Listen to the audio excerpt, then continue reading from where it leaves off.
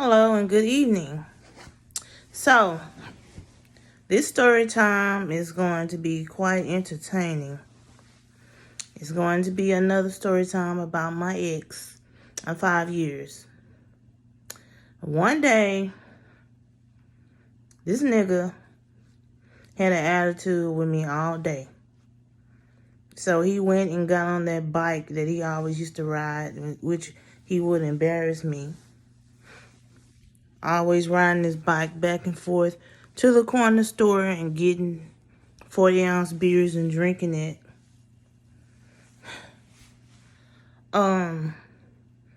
He had came back from somewhere on that bike, came in the house, parked the bike inside of the dining area where he slept. He slept on an air mattress in the dining area, but he had a whole bunch of money. Okay? Money that he never really just broke bread with me and said, "Here, I'm staying with you, so here." He had took a nap, then he woke up around 5 noonish, and he counted the money, and he said that 20 something dollars of the money was missing. And then this nigga accused me. Now, when I would always see him bring money into my house, I never touched it. So I don't understand why he would blame me. And then me and him got into an argument to the point where he went to the store and got another 40-ounce beer, drunk it, listened to his little box radio in the dining area, then he dozed off halfway. But he wasn't all the way asleep. Now, I would go in the kitchen and I would start cooking and stuff, and I would peep at him. And he would just act like he didn't see me, just treating me like a goddamn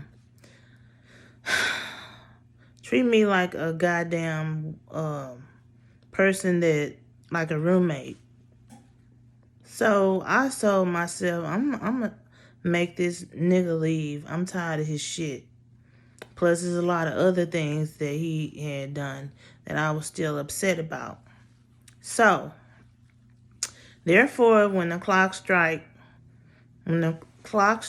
9 o'clock at night, I went in the dining room where he was at, and I said, "Hey, wake up."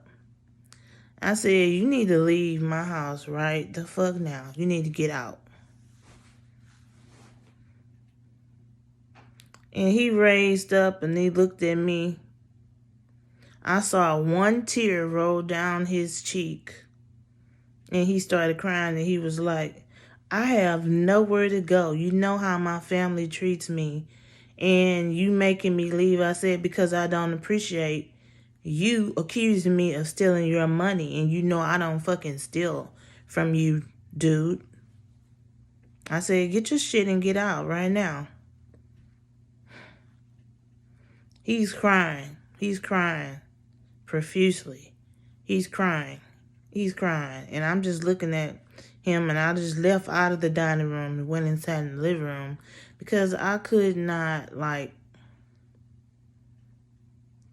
I said to myself, what kind of dude is this that I have for a fiance? Not only he always getting his ass whooped, but he's soft. Because what the fuck are you crying for? If I tell you to leave, if I tell you have to leave my motherfucking house, you gotta leave. I don't care. You're not about to torture me in my house. So at the time, my daughter was younger, like around 8 or 9, and she peeped at him, and I told her to come out of there, and she started crying because he was crying. And when I made her come out of there, I went back in there looking at him. I told him, "When you go get your shit and get out of my house?" And then he was just crying and crying. And then my daughter came in there, and, she was so innocent and just, how kids are. she was feeling a little sorry for him and asked him what's the matter. And then he's like, I don't understand your mom. She want me to leave and she don't understand how much I love her. I said, first of all, I ain't trying to hear that bullshit. Get your stuff and get out. He's like, well, can I please just have a good night rest?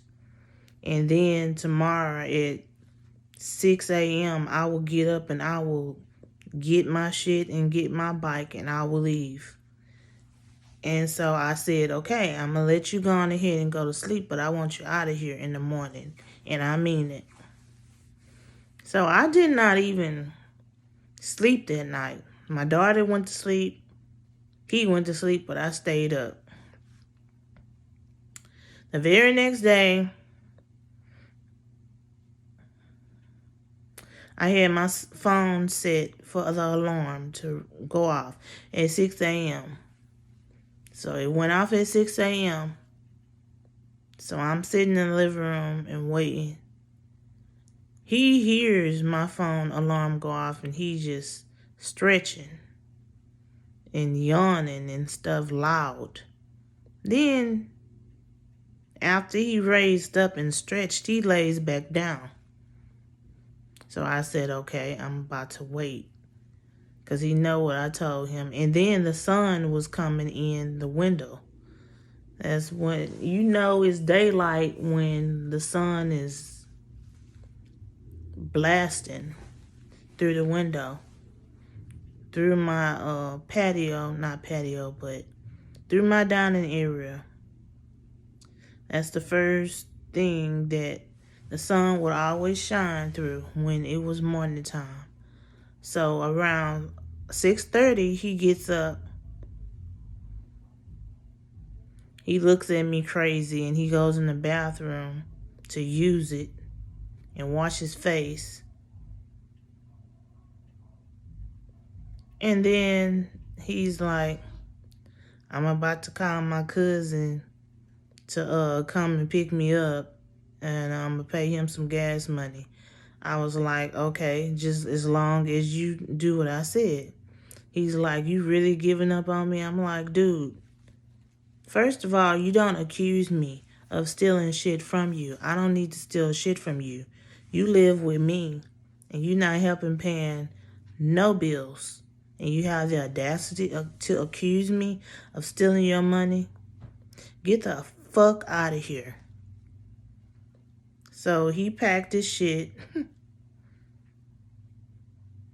He left that bike in my house, but he packed his shit and he left. But